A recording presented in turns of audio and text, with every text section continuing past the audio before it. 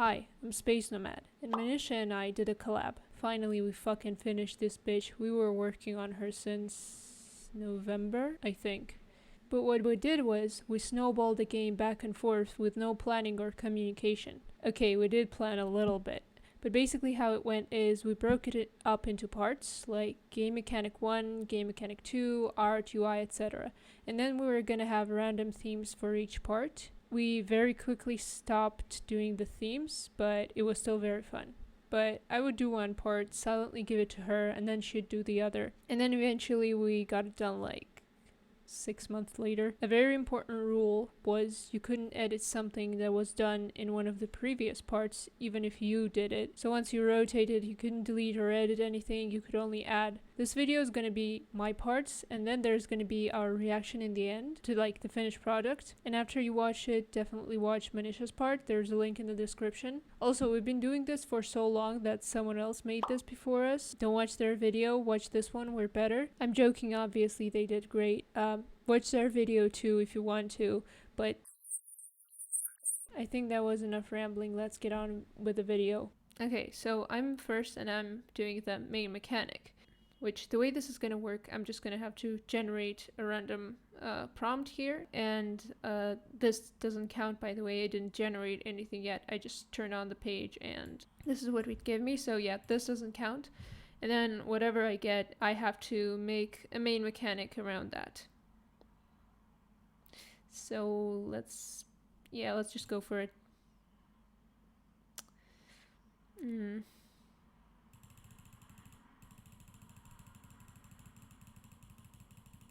Oh, random. Wouldn't you look at that? That's, yeah, such a good theme on the first try. Wow. First things first, I knew right away I was gonna make a 2D game. I have little to no experience with 3D, and we were already experimenting, so yeah. Next I thought, how can I take game randomness, make it a core part of the main mechanic, while simultaneously flipping the way we approach randomness in games on its head, because I like creative game design. Or I could just make the first game that came to mind, and that would be random, because, you know, it randomly came into my mind. But I didn't do that. Probably. Listen, it's been a month. I don't fucking remember what I did.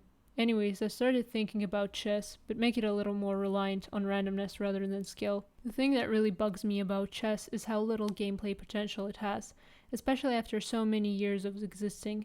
So taking an old stale gameplay and refreshing it is an interesting game design decision, especially for a challenge type thing. I eventually dropped the chess idea.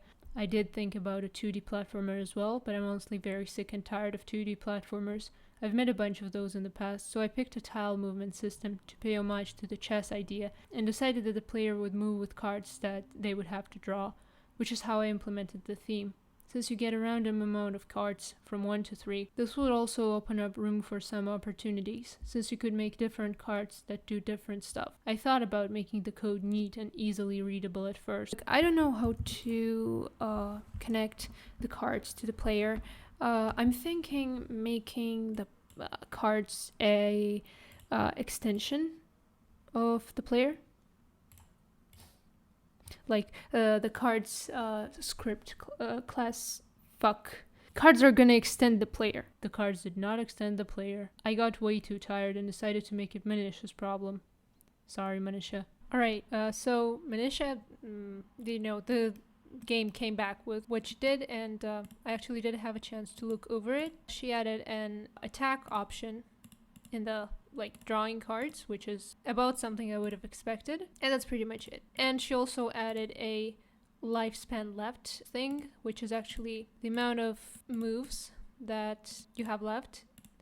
Attacks don't take up any of this, and god, do I wish I could have changed or removed this, but according to the rules, I cannot do anything with anything that she has done, and neither can she. So this thing, it's here to stay, sadly. The problem with that is you can't even use up all of the you can't even go to all of the map with the amount of moves that she set up. So no matter how hard you try, you can't get to this point, for example. So part of the game is now forever closed for the player. And this is exactly the type of problem that lack of communication caused, you know, which was the point of this whole exercise. So, yeah, I'll have to work around this somehow. And then I don't think she'll have to work around this because I'm gonna finish the game with what I add. But yeah, this is something we basically wanted to happen all along to get the message across. On this turn, I added in the enemies, which Manisha actually started making the enemies, but because I couldn't change anything she did, and her enemies weren't done, so they did nothing, I had to just add my own version of the enemy.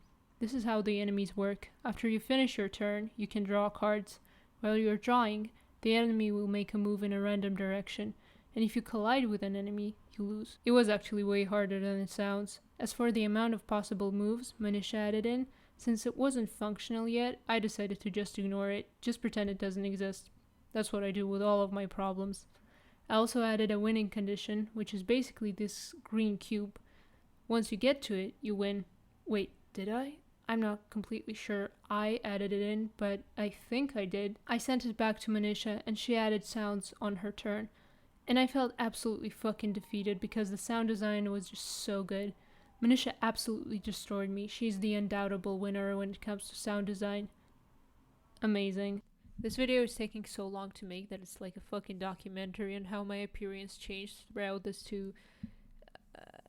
past few weeks. I don't know. But anyway, I got to working on my part. The horrid fucking pain in my ass that is the UI.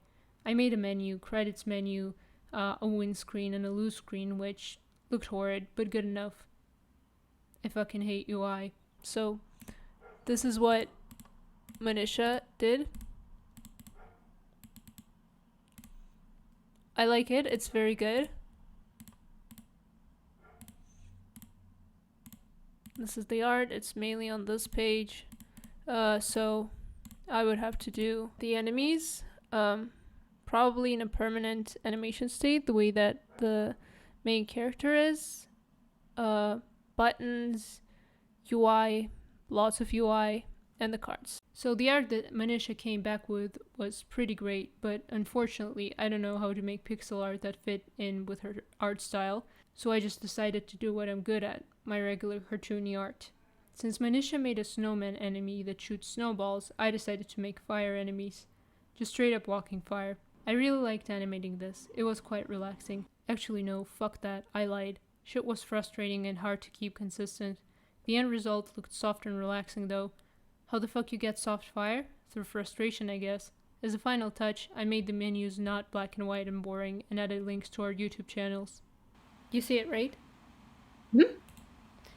Right, so... Wait! I didn't put the game name in. Wow.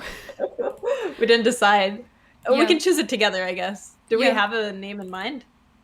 I mean, we've been calling it Snowball Game all this time. Yeah. Nothing other than that. Yeah, we can just call it Snowball. Okay. Snowballed. Oh, Snowballed. That's pretty good. Okay. Will that go to the center? Let me rewind it. Let's center. Okay. Here's Perfect. Snowballed, a name that we totally didn't come up with like 2 seconds ago. Mm-hmm. It was meticulously chosen. We really thought about it. Yeah, really hard. But there's the credits. Mm-hmm. Ooh! And, yeah. The little enemies. Those are cute. Thanks. Thing that I took from the music is that Manisha is way better than me at choosing sounds and music for the game. So for games, yeah. But I didn't make anything myself. Yes, but still, I just found it. Picking it out is pretty hard, and I always struggle with it. So I think I might have used BFXR for sound effects. Can't remember. BFXR, is that a sound mixing? I've never heard of it. Oh yeah, it does like 8-bit sound effects. So you can just like play around with sounds and randomize them. I tried them until you like it. I tried a program like that, not this particular one, and it wasn't good. Oh dang! Like, not the program. The program was very good. Other developers, Brackeys had a video on it, and Blackthorn Prod had a video on it. And they made pretty good music and pretty good sound effects. I just couldn't. Oh man. Yeah. I mean, this one was okay because you can randomize it and just like Uh-huh. tweak it after that. Oh. You don't need to create anything. Oh, that's pretty nice. Okay. Yeah. So, anyways, we have this little arrangement. I can't talk. Hmm. Little arrangement where we draw cards, and then like from 1 to 3, and then you can either move or attack with these cards, and then you have to get to the present. The moves thing doesn't do anything. Like once you run out of moves, you can still move. Oh yeah, we didn't do a like an end screen game over. No, for that. we have game over. Yeah, not for this. Oh, we did. We have a game over Yeah. for like running into an enemy. The Oh, reason yeah. is that I was making the gameplay loop, like the win and the lose, and I thought that I didn't like the fact that you made like only 10 moves. So Yeah. with 10 moves, I couldn't walk all around the board, and I thought that was kind of like, what's the use Too of much the of a board if you restraint. can't get there, right? Yeah. But I couldn't remove it because of the rules. So I just decided that it's just not going to do anything. Like, it's just going to sit there, and I hope that nobody would notice it. And then you accentuated it with this animation and the... Yeah. Oops. I like it. No, it's okay. It's like the purpose of the challenge. I like it. I like like the miscommunication and all. Yeah, so that was one of our rules, right? You Yeah. can't really take out or You can't remove undo. anything. We even have like 2 entities for the enemy because the one that like doesn't work because you made one and I didn't like. I thought like the way I understood It the didn't rules, I work out. can't change anything that you did, so I didn't touch it and I made another one instead, and I just didn't put it in the game. Oh, I think I like made it, but I didn't actually implement anything. Yeah, you if I didn't remember. implement it, so I was like, well, she didn't Yeah. implement it. I'm gonna do one from Yeah, scratch. I like how you did fire Yeah, I thought like for the enemies. what beats snow, what can like snow die from? It's like fire. Yeah. I kind of got inspired for the have you seen Howl's Moving Castle? I kind of got inspired by Calcifer from Howl's Moving Castle. I like the pun, like this is a snowball game and you made a snowman that throws snowballs. I love puns in video games in general. I love that. Yeah, exactly. When I saw like what the project was called, I'm like, okay, this is perfect. The Yes. game itself is a snowball, and then it's Yes. just literal. I love it. So, you picked the original like random theme, right? Yeah. Or it was random? No, I rolled like 2,000 times, I think. Because nothing really worked. They were all more of... like the randomizer was called Game Jam prompts, but it was more game idea prompts. Like it was oddly specific and not really something I could work with. So I rolled and rolled until I got something... But what you picked out was actually random. Yes, right? it was called random. Okay. Oh, that's what you were asking. And so, like, what made you immediately make a grid-based game? I don't remember. It was quite a while ago. I guess I could talk about the hardest part. Obviously, for me, it was learning Godot for the first time. I guess the code is kind of overwhelming when you just receive it. So just digging through and checking where everything gets, like where each thing is implemented, that was pretty interesting. I mean, I guess the grid stuff kind of made it a little bit more complicated, but eventually I got it. So yeah, but it was fun doing that, and just like not having that communication, you're like, oh no. Yes. I wish you could just explain to me what this is. Oh, I didn't have problem with like explaining things. I was more of like I wish I could undo this or that, or like or even my own things, because one of the rules was you couldn't undo anything, neither yours nor the other person's. So actually a solution I had, whenever I didn't need code, instead of like, you can't delete, but you can add, right? So I would comment out code, because technically that's adding something. You're adding the comment symbol. So it's not deleting, it's adding. Let's say it's fine. Goodbye to our viewers, I guess. Do you want to go first? Yeah. Goodbye. Okay, bye.